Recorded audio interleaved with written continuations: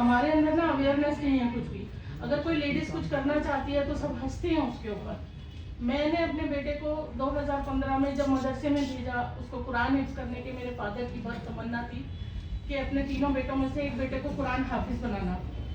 तो मैंने जब उसे भेजा तो उसने मुझे 2-4 दिन के बाद आके बोला कि बच्चों को तो फ्राइडे और संडे का भी पता नहीं है कि किसे कहते हैं, मतलब जुमा और उन्हें इतवार ही पता है। तो मैंने कहा बेटा कारी साहब से बोलना कि मैं उन्हें पढ़ा दूंगी। तो कारी साहब ने मना कर दिया कि नहीं, ये बच्चे वहाँ जाएंगे, मटर गश्ती करेंगे, ये वो। मैंने बोला मैं वहाँ आके पढ़ा दूंगी आपके मदरसे में।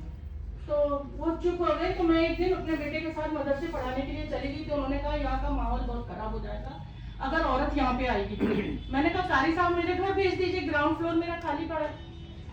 कहती रही मैं उनसे, बार बार फोर्स करती रही, क्योंकि मेरा बेटा मदरसे में कुरान माशाल्लाह हाफिज कुरान है। छोटा बेटा मेरा अभी जामिया में ग्रेजुएशन कर रहा है। तो वो उन्होंने भेजना शुरू कर दिया। तो बच्चों को मैं 2015 से मदरसे के बच्चों को 23 से 25 बच्चों को डेली असर से लेके मगरिब तक पढ़ाती थी। फिर किसी ने बोला कि आप मतलब उर्दू भी पढ़ी हुई है, कुरान शरीफ भी पढ़ी हुई है, बेटा भी आपका हाफिज कुरान है, तो आप हमारे जो मॉडर्न एजुकेशन के बच्चे हैं उनको तालीम दीजिए। मैंने कहा आप उन्हें भेजना शुरू कर दिए। जो मॉडर्न एजुकेशन के बच्चे मेरे पास आए, जो लड़कियां आई 17 साल की और 18 साल की और 20 साल की, जब मैंने उन्हें अलिफ बेते पढ़ाने के बाद बोला बेटा कलमा सिखाओ, तो उन्होंने बोला कलमा क्या होता है। मुझे इतना शौक लगा कि मैं बच्चों का मुंह ही देखती रह गई। कलमा ये कहना कि हमें नहीं आता ये अलग बात है, कलमा क्या होता है उन्होंने मेरे को बोला। और उन फैमिली से वो बच्चियां आ रही हैं, जो बच्चे आ रहे हैं, अबरार भाई को मालूम है सब कुछ, जो लेडीज हस्बैंड के इंतकाल के बाद 40 दिन के बाद इद्दत करके बाहर निकल गई। मैं उस माहौल में रहती हूँ, मैं दिलशाद गार्डन से आई हूँ और मैं इतनी इस्लाह कर रही हूँ, मैं ग्राउंड लेवल पे काम कर रही हूँ। मैं अपने ही घर के नीचे ग्राउंड फ्लोर मैंने खाली बिल्कुल छोड़ रखा है। ये मेरे साहबजादे जो खड़े हुए हैं वीडियो बना रहे हैं मेरा, ये बड़े साहबजादे इंजीनियर हैं। मेरा बीच वाला बेटा था डॉक्टर और वो अमृतसर गया था, पोस्टिंग हुई थी उसकी, वहाँ उसकी तबीयत खराब हो गई और उसका 2020 में इंतकाल हो गया। 28 साल का था वो मेरा बेटा। उसके बाद मैं बिल्कुल टूट गई, इतनी टूट गई कि मेरे से कुछ नहीं हुआ। लेकिन फिर मेरे बच्चों में हस्बैंड ने मोटिवेट किया कि आप करो, दिल कैसे फैलेगा, बाहर निकलो इस गम में से। तो बहुत फिर दोबारा से मैंने अपने आप को खड़ा करा, ये कहा कि नहीं शहनाज तुझे कुछ करना है, अब तू इन बच्चों में ही अपने बेटे को दे। तो मैं वो अब दोबारा से फिर मैंने बच्चों को पढ़ाना शुरू किया। मैं बच्चों को पढ़ा रही हूँ और अपने ही घर में खुद ही पढ़ा रही हूँ, लेकिन मेरे साथ कोई सपोर्ट नहीं है। जब मैं उन बच्चों की माओं को बुलाती हूँ कि आप आइए मेरे पास में, मैं आपको कुछ बताऊंगी, तो कोई लेडीज आती नहीं मेरे पास में, कोई बच्चा। और जो मैं मदरसे के बच्चों को जो पढ़ा रही थी, इंग्लिश हिंदी मैथ पढ़ा रही थी, तो वो बच्चे अब राजस्थान से, गुजरात से, लखनऊ से मुझे फोन करके बोलते हैं कि मैम हम जो है ना ये वाली क्लास में, वो वाली क्लास में। मेरा मतलब ये नहीं था उन बच्चों को पढ़ाने का कि मैं इन्हें पढ़ा दूं और अपना नाम कर दूं।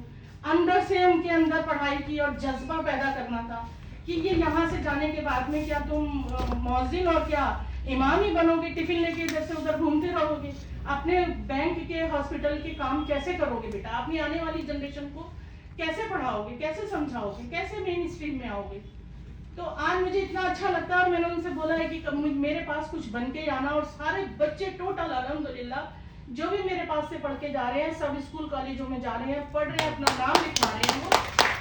और जो मॉडर्न एजुकेशन की लड़कियां जो मेरे पास आती हैं, जिनके घर का माहौल इतना खराब है कि उन्हें ये नहीं पता कलमा क्या होता है, जो स्लीवलेस टॉप पहनती हैं, इतना इतना कच्छा पहनती हैं, वो मैंने जब मेरे पास आई तो मेरे को बहुत शौक लगा। मैंने बोला मैं इन्हें कैसे पढ़ाऊं, लेकिन फिर एक दिमाग में बात आई कि अगर मैंने इनके कपड़ों को टोक दिया तो ये कल नहीं आएगी।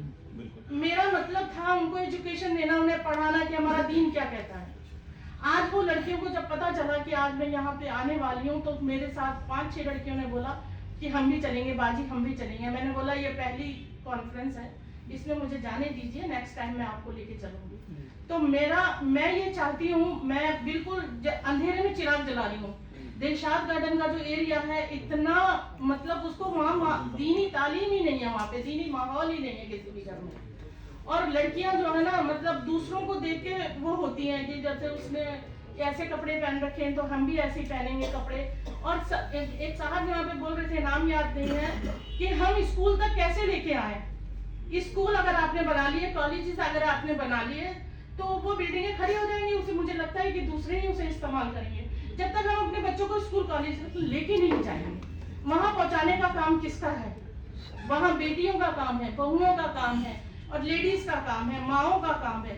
क्योंकि एक अच्छी लड़की से और एक अच्छी बेटी से एक घर तैयार होता है, एक खानदान तैयार होता है, एक कौम तैयार होती है। नेपोलियन बोनापार्ट ने कहा था कि आप मुझे अच्छी बेटियां दो, अच्छी मुझे माएँ दो, कौम मैं तुम्हें दूंगा, अच्छी कौम मैं तैयार करके दूंगा।